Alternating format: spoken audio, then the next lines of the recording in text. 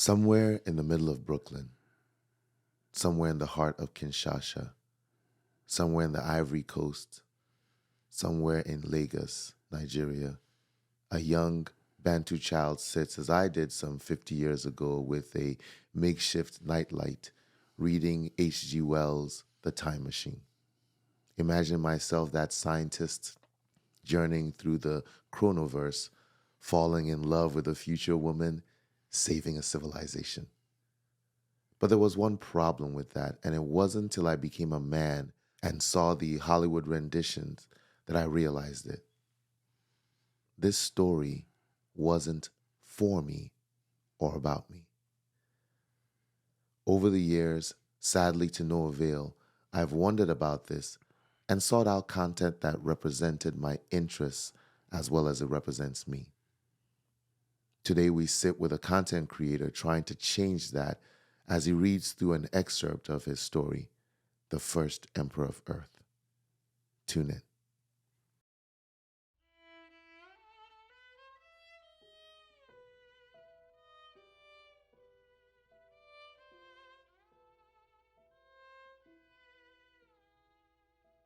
Jake entered his new office. The futuristic cityscape welcomed him with towering skyscrapers and sleek hover vehicles, setting the stage for his adventures at Huntley Microsystems. The sun cast a warm glow on the bustling streets, mirroring Jake's eagerness as he entered the corporate world. On his inaugural day, Jake witnessed Alexander Huntley, now Forbes' latest richest man, globally standing in a high-tech building poised to become the first trillionaire. Mr. Huntley had the entire press and some popular social media superstars present, about to unveil the latest version of his self-automated flying automobile. Spectators looked on with charged excitement as he introduced the first unmanned flying automobile, completely controlled by KI-5.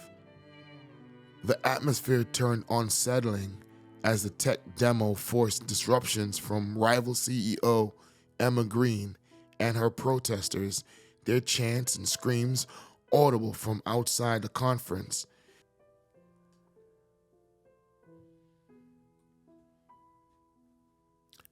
What inspired you to write this story? You see, I was always a geek. I have a knack for telling stories. Besides Black Panther, we're not really represented in the sci-fi universe. So many movies have came out where I'm watching and I don't see myself being represented. And I know for a fact that somewhere out there, there's a bunch of people who are so creative and they have no outlet for their creativity. They can't watch themselves on the screen, and they have no way to let people know that they have this creativity that they just want the world to know. So that's what I want to change. I want to just give us the ability to be able to create, for peoples to look at us as Black men and women as creators in the sci-fi universe. Is there anything unique in the characters that might be different from other sci-fi stories? And I ask this because to me, if you're taking Star Wars, right, and you're essentially recreating it, but with Black characters, so you're, instead of describing Luke Skywalker as having blonde hair and blue eyes, you describe him as having dreadlocks or what have you. I don't get that feel of uniqueness in the storytelling, and I sort of like struggle with the value proposition of stories that are told like that. So, from your perspective, is there any unique characteristics of the way you tell your story that is different from what you might get from the mainstream media? You see, I'm Jamaican, and basically I have my own thoughts I have my own thoughts on a lot of different concepts, and I come at the technology world from a Jamaican perspective. Also, my origin lies within Nigeria and Africa. So when I'm creating my stories, I'm always thinking about how I can intertwine the two worlds together to give people a perspective look at where Africa is and what is the possibilities that we could reach. I write in a genre, it's known as Afrofuturism. And Afrofuture, to me, just gives us a place that we could look and say, you know what, that could possibly be our future. So, that being said, my characters are all from different walks of life that are different. My main character, Alexander Huntley, he's an emperor. That resembles Emperor Selassie. I've always, my family has just been, it's just something that we grew up on, knowing about Rastafarians and where they're from and their religion and where they're going as far as a people.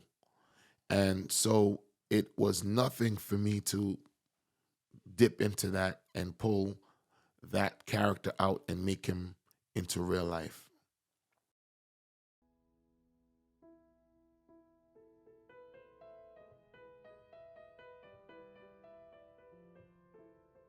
In the subsequent weeks, Jake navigated through corporate life, turning his initial excitement into confident strides at Huntley Microsystems. The cityscape once seen from the celebration venue played a crucial role in Jake's daily life. Power struggles within his team, particularly with the junior manager Reggie Clark, who openly expressed his belief that Jake did not belong there. Added to the challenges, Reggie, feeling overshadowed by the new recruit, was more upset. He has been at the company for 2 years and is still a junior manager. Despite these challenges, 6 months later, Jake emerged as a catalyst for change, advocating ethical practices, taking on the most challenging projects to get the teams to work efficiently. Together, collaborating with KI-5 program, Jake brought forth extraordinary ideas, groundbreaking advancements. His recognition transformed him from a newbie to a rising company protege. The rise, one day, Mr. Huntley demanded that a critical bug in the computer be fixed.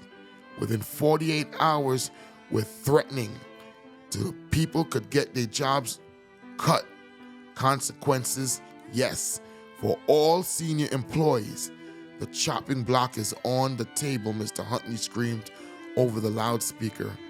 The success of K5 AI update was crucial and was set to be released this weekend. The company's reputation was riding on it, with the top 5 superpower countries having a significant stake in its success. Jake decided to stay overnight at the company, worked tirelessly all alone, and successfully resolved the issue. The following morning, Jake raised his head from his desk as coworkers walked in. Woke up off his desk to find coworkers so enthused, congratulating him on his effort, despite Reggie's disrespectful comment about Jake being homeless. Jake's action spoke louder, and everyone collaborated and celebrated when Jake explained the bug fix. Even Jake's boss, Charlene, gave him a tap on the shoulder, acknowledging that she owed him one, realizing her job might have been at risk. Even Reggie shook his hand, leaving Jake on cloud 9. So you mentioned earlier that for you, you haven't seen much representation for in terms of like sci-fi, where you've seen a lot of black people. I know that there was Mace Windu in and there was a horror or what have you. But for the most part, I agree with you. Um, my question is, why do you think there is no representation in media for STEM, and that's science, technology, engineering, stories led by Black characters? Why do you suppose that is? I mean, it's not the first, right? So long time ago, we were represented in black exploitation movies. Hollywood had locked out a lot of the black actors, and we all know that Hollywood itself is ran by a very tight circle of people. Who are we able to reach out to and say, look, I got this story, and who's going to really take us seriously? Back in the days in the 60s, basically they would rent out a theater, they would do these productions, and they weren't the best productions, but they were able to have the flow of the African American voice represented on the screen, where we don't have to be subjected to, you need to change this, you need to add this character or add a certain character. And I feel like even in today's society, and thank God for the internet and the ability that we can all create our own imagination and bring it to reality. But Hollywood itself is very tight knit on who they're going to let in. The gatekeepers are out. So I hope to change all that.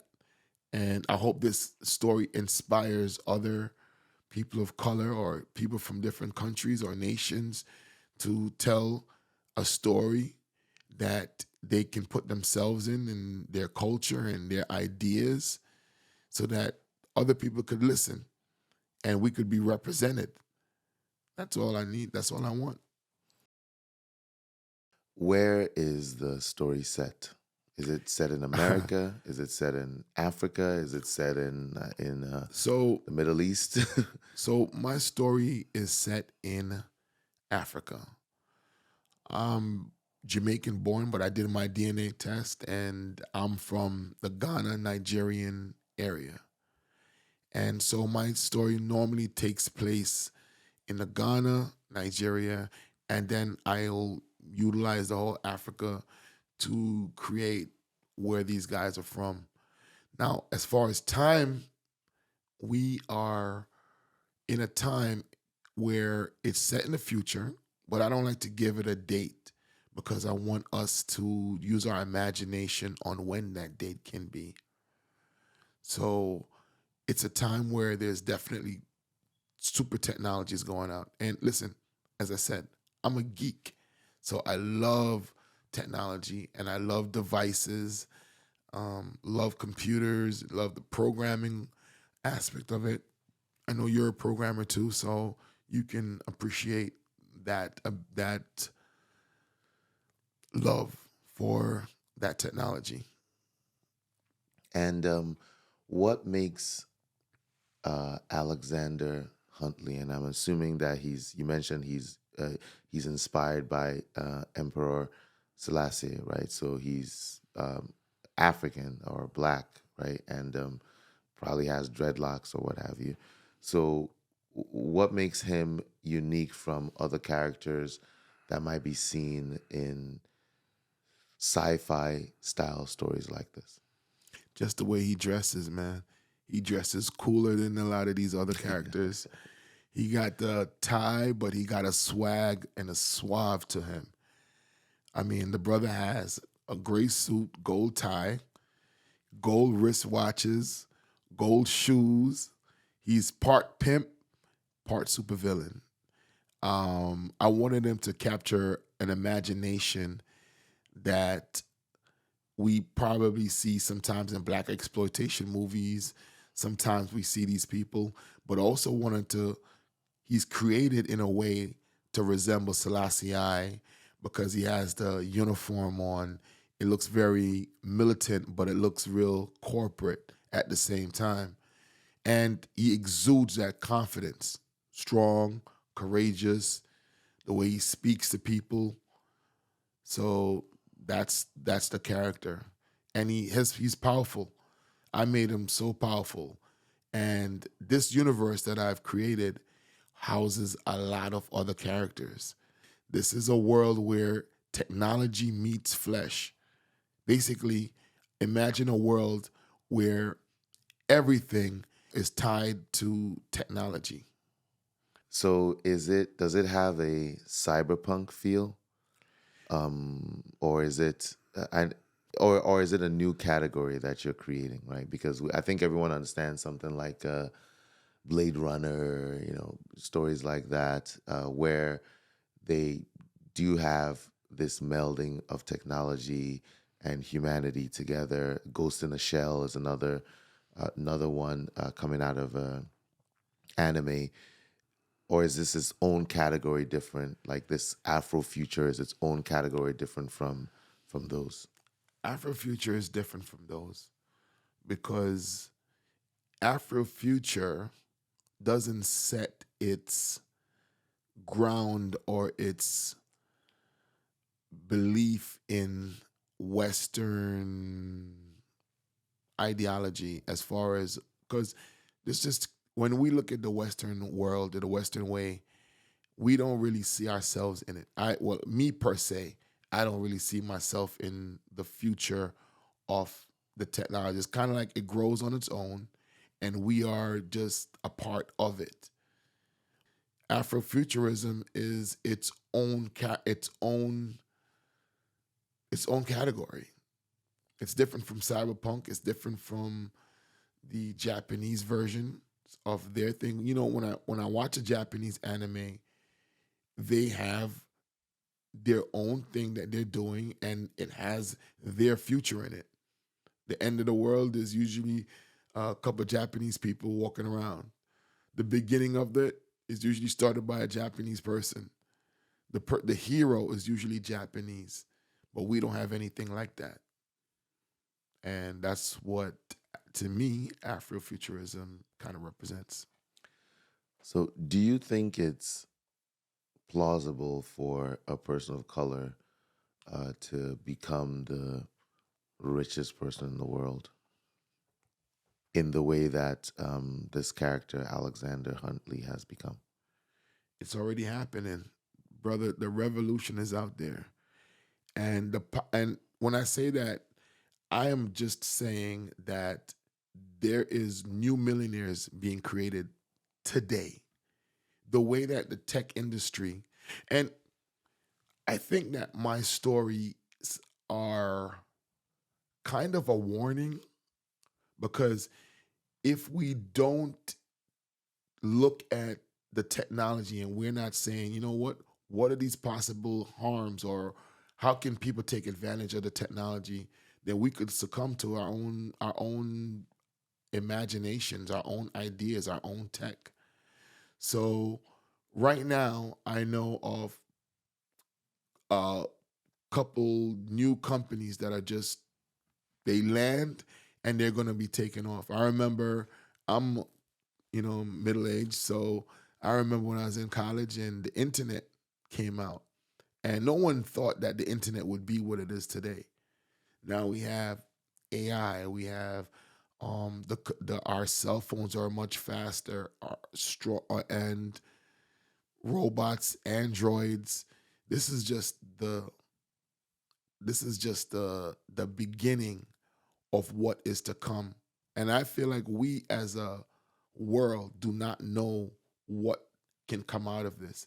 Now, my character is based on someone who may be realistic, but I can't mention that because I don't know what persons might think or, I'm not trying to get sued just yet, but there's definitely some powerful people in the world, and they were born like anyone else out of the tech world, and now they're the kind of like the leading voices, you know. In your building for this story, how do you account for society getting from the state that it is today to where it will be? Like, what do you speak at all about how this culture emerges in Africa? Is there a country in Africa where he's working out? Is he in Nigeria? Is he in Ghana? Is he in South Africa? So The story takes place in a city called New Ghana. And it's funny you say that because the question you asked earlier, some of my influences. One of my influences is James Cameron. Um, there's also Star Wars. There's also all these different little things, which Avatar, which kind of sets you in that place right there and then. And it doesn't really give you a backstory about where it's coming from. However, one of my other stories or other influences is Black Panther.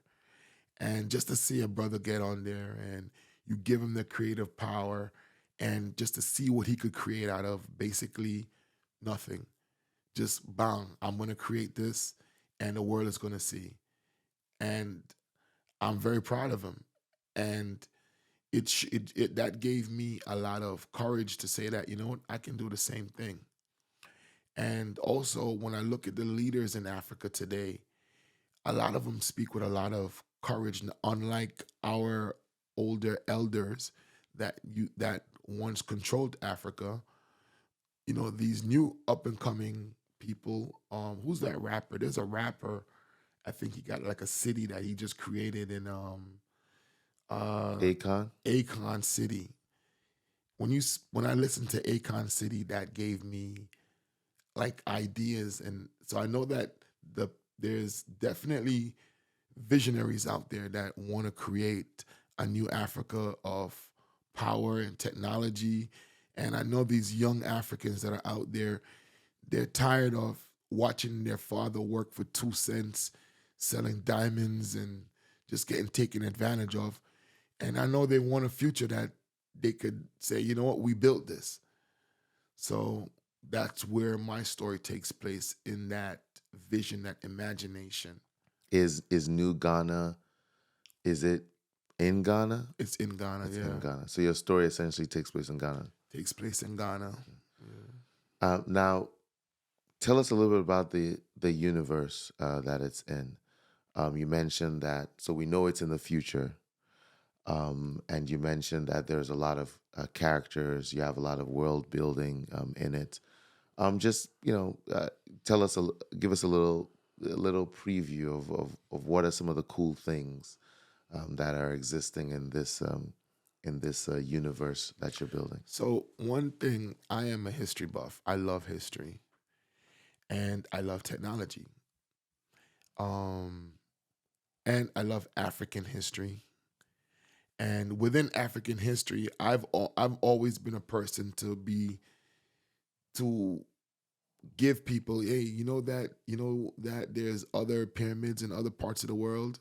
You know that there is Adam's calendar that's in South Africa. You know that there's so many different things that are in Africa that the normal people do not know.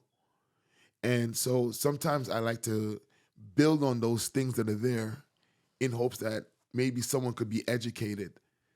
You know, some people don't even know that there's a Ghana. Some people don't even know that there's a Cote d'Ivoire, which is the origin from where Alexander Huntley is actually born.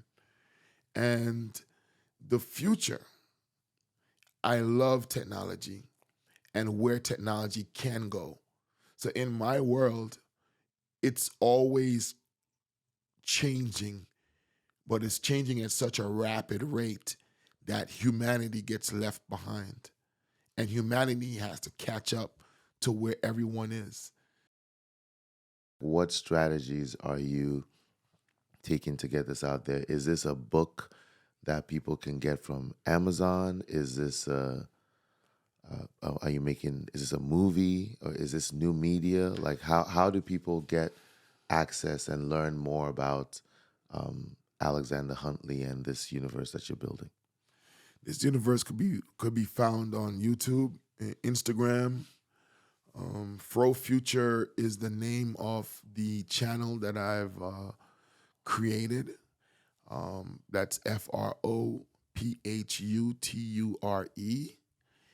And within Fro Future, I want to, well, what I've done is I've dissected Fro Future, because Fro Future is my way of saying Afro future, and it's dissected into many parts, and within those parts there's stories, and within each story there's a main character, and those main characters and characters all tie together. So this is something like the Marvel universe, where we're starting anew and we're building it up. So we've got what you're doing with Alexander Huntley, and we've got the future or the first emperor of the earth.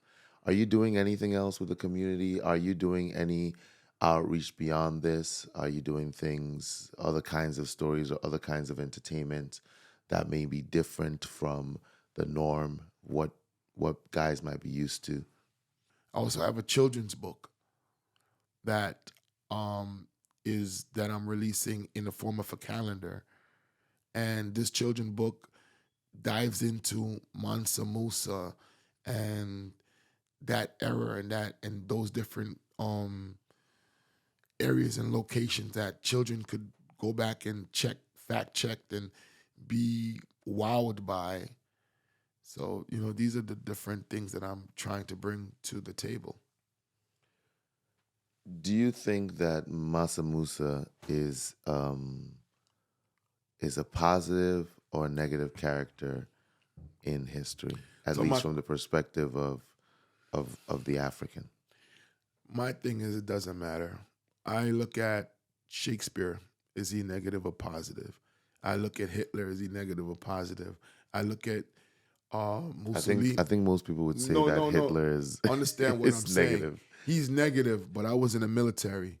A lot of military um, tactics came out of that war from Hitler. A lot of weapons that we're using in the United States came from that, came from his camp, his technology. So we're still utilizing it, and he's never going to be forgotten. 10 years down the future, they're still going to be mentioning him. When you look at this guy from France, when you look at the guy from France, what's his name? The short Napoleon. Napoleon. There you go. Napoleon. He did a lot of horrible things, but we're still going to be talking about him as a person of interesting characteristics.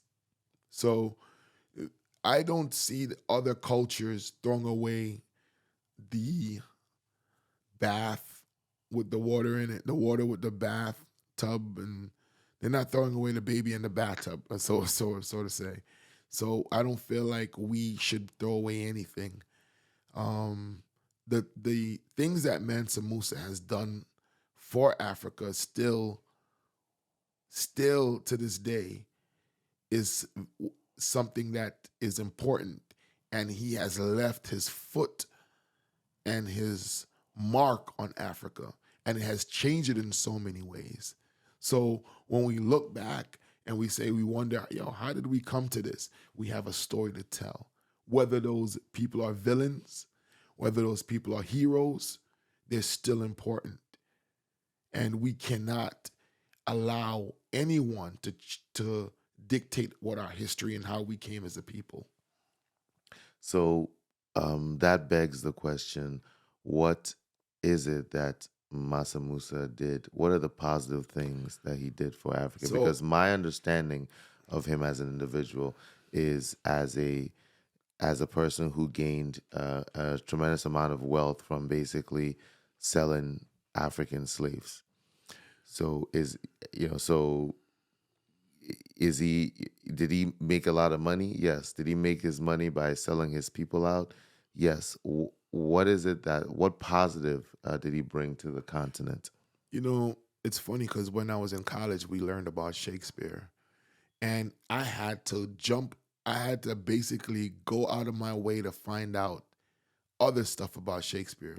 There's a lot of talk that he didn't write half the novels that we love and that come from Shakespeare. There is talks about some really horrible things that he's done as a person. When I learn about George Washington and what he done to that, he had slaves, and He wasn't that great of a person. However, we have to be careful when we speak about these people from history because they have affected us. Can't wash them away. Now, some of the good things that Mansa Musa has done, and in my books, whenever I speak about Mansa Musa, I try to be very honest. Even in my children's book, everyone is known. He's known as a greedy person. He's not a nice person. Nothing. However, he's a very powerful person. He acquired a lot of wealth. He is responsible for a lot of Muslims in Africa. He bought Muslim a lot of that culture deeper into Africa. So I wouldn't throw him away, saying, bang, let's just stop talking about him because he did some bad things. He did a lot of bad things. However, he's still gonna go down as the richest person that ever lived. I can see how that perspective, and I do agree that there are many terrible people. For example, Genghis Khan, right? Ah, That we still remember to this day, yeah. but they were not nice people, and you probably would not want to, Teach a history want to lesson meet and them, leave yeah, Genghis Khan out. out of it. So, would you say that some of the notion of the wealth and the power of Mansa Musa you sort of brought into it's informed how you've written and characterized Alexander Huntley? Alexander Huntley. Well, he is a very formidable person, and he is derived from some Mansa Musa because he wears a lot of gold to show his greed, and but he also is formed by hate. He's formed by a lot of different things that pushes his desire to want to take over the world and want to rule the world. It's done from a perspective of pain, so you can't really blame him for his choices.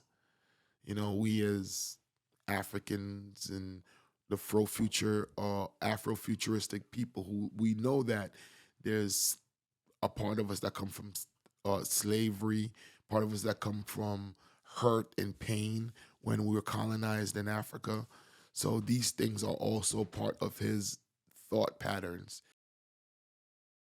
When you say that he's hurt and feels pain, is I'm assuming this is towards Europeans or just towards people, just anyone? It's towards people, and it's also towards the Western culture. I don't want to even say Europeans because Okay. Western, look at Mansa Musa, for example. You know, he wasn't European, but he hurt his country pretty bad. But whenever we take on a Western ideology, you bring pain. And he is also living through that and through that pain, and he's also bringing pain back into it from what he's learned. He feels like the world would be better controlled by him. And he also feels that he wants to get vengeance for the death of someone who's close to him. We constantly in Africa have these wars that are set up through other interests, companies, nations. In a weird way, as a Huntley thinks what he's doing is a righteous path, you know. So it's not 100% vengeance. It's just what he feels that's going to help everyone, including the West. And how are you planning to tell the story? So you said that it's a YouTube channel. So are these going to be comic books? Are they narrated like you have here? Is there a visual component to it? Is it a series that's a limited series, or is it an ongoing story, something like Spider-Man or Black Panther? It is an ongoing series like Spider Man and so on. However, the storyline is very tight. And as I said, my world, the world that I've created, I want it to be always changing. and always adaptable and always set sometimes in the future from where we're sitting. So, with that being said, it gives us this ability to imagine and try to figure out what a world would look like that, and who would those characters that live in that world be, and what would be their interest. I just want to just create something that's has its own legs and it could walk on its own.